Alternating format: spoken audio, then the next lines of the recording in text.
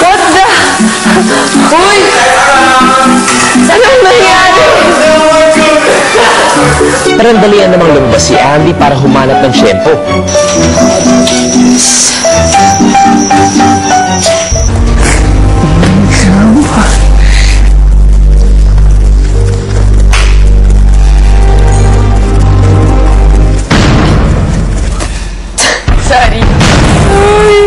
Sorry. Maya-maya ay muling kinausap ni Kuya si Andy tungkol sa kanyang task. Andy? Po? Dahil hindi ako lubos na natutuwa sa ginawa mong pagiging clumsy nitong huli, Apo. ito ang mga kailangan mong gawin. Para magtagumpay si Andy, 3 bagay ang kailangan niyang gawin kay Robbie. Ang una, matapunan ng kape sa likuran. Pangalawa, bugahan ng inumin sa mukha. At pangatlo, matapakan ng hinlalaki sa paa. Gusto kong ipaalam sa'yo, Andy, Apo. na wala na si Shai. Ay, voluntary exit po? Oo. Hindi niya kinaya ang pressure ng pagiging house player ng bayan. Apo.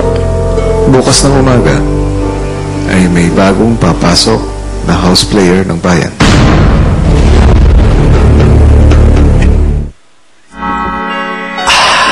Kapalit ni Shai. At kung sino to, yan ang dapat yung abangan maya-maya. Samantala, narito na po ang resulta ng second task ni Andy na kung sinong housemate ang gusto yung pasayahin. Ang inyong boto, si EJ with 31.77% of your votes. At para naman sa pangatlong task, ito ang kailangan yung pagdesisyonan. Sinong housemate ang dapat lagyan ng house player ng bayan ng multicolored nail polish habang natutulog? A. Rona, B. Priscilla, C. Valerie, D. Alex. Kayo ang magdadecide at ang mapipili ay sasabihin bukas live sa Uber. Samantala, sa linggo na nga ang kauna-unahang Guardian Big Night kung saan sasalubungin natin ang Guardian Big Force sa labas ng bahay ni Kuya.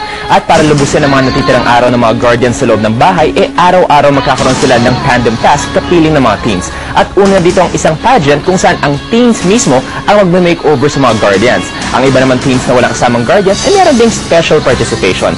Ang masayang kaganapan sa pageant na ito, narito po. I-makeover natin si Robbie. Siya ang bawas ng crown. May makeup pa natin si Robbie. Kasi nakaka-makeover sa tara. Naging 3 buwas na ako na gano'n.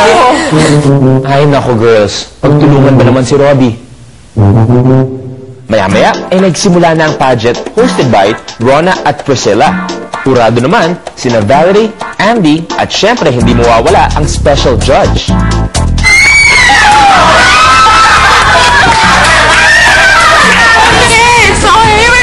Let's call on winner number 1! Ernest Falcon! Too sexy for my love, too sexy for my love, love's going to leave.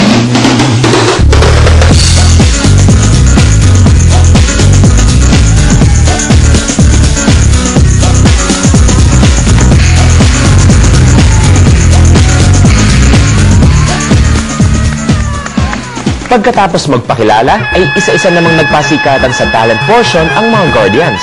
Ang bayan kong Nights are twice as long as...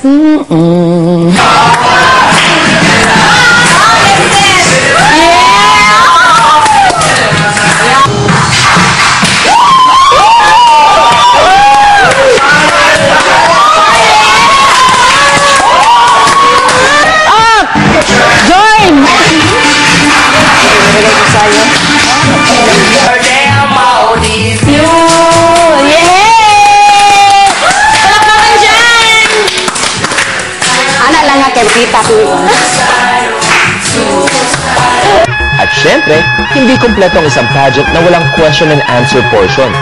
Tingin niyo ba sino mas cute sa inyo ni Beauty? Ako yung cute kasi ako yung original. Yes, ako yung naman. Anong asset ba ang meron ka na wala ang anak mong si Nicole? I love you, babe. Ano lang siya, medyo malaki siya sa akin. Maya-maya ay ipinamigay na ang mga awards. The most transformed guardian. Candidate number 5. Yay! Hello! Okay. Wow! Best in casual wear. Peter Sandy, best in casual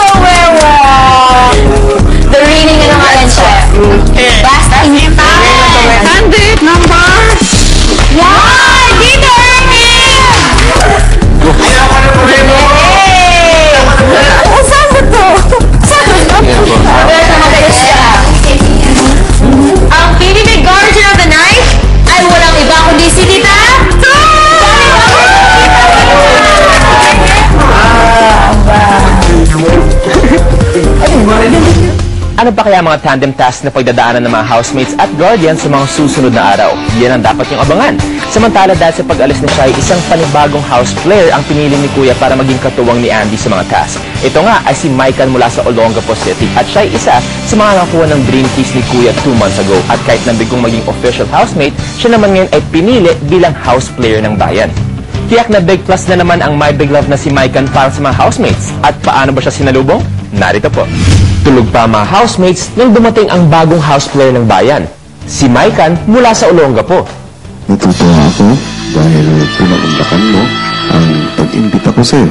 Maraming salamat din po, brother. Inaasahan ko na bilang house player ng bayan ay magagampanan mo ang iyong task sa abot ng iyong mga kaya. Aasahan ko ba yun? Opo, maasahan niyo po, brother. Kagalingan ko po. Para sa iyong unang gagawin, na kailangan ay madatnan ka ng iyong housemate na nagluluto na ng breakfast. Okay po. Hello. I'm Shai. My duty. Hi, Val. Paano? Kate.